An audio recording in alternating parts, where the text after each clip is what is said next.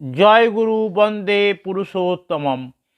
বড় হওয়া বলতে কেউ কেউ বোঝেন অনেক টাকার মালিক হওয়া, এবং টাকা না থাকলে তারা নিজে ছোট মনে করেন। শ্রী শ্রী ঠাকুর বলছেন, আমার ধারণা উল্টো।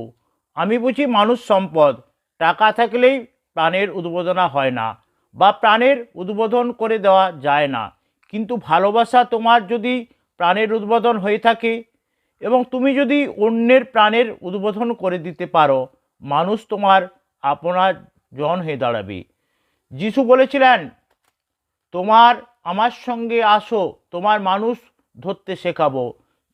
যার মানুষ আছে, মানুষকে যে জীবনের পথ দেখিয়েছে, বাড়িয়ে তুলেছে, তার টাকার অভাব হয় না।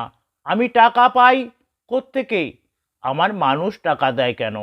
তাই বলি, নারায়ণ যদি বাদ দিয়ে লক্ষ্মীর উপাসনা করলে লক্ষ্মীকে পাওয়া যায় না।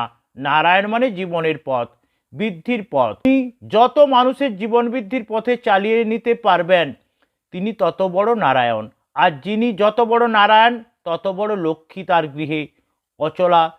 হিটলার, মুসলিনী এমনকি তোমার আমার মতোই ছিল, খেতে পেত না, কিন্তু তারা ছিল মানুষ স্বার্থী।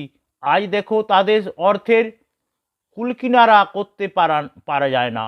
আর যতদিন তারা প্রকৃত মানুষ স্বার্থী থাকবে, ততদিন তাদের এমনতর চলবে। আশা করা যায়, টাকাকে মুখ্য করে ভাবা একটা মূর্খতার লক্ষণ। শ্রী শ্রী ঠাকুর একথা বললেন। সকলকে জয় গুরু বন্দে পুরুষোত্তমম।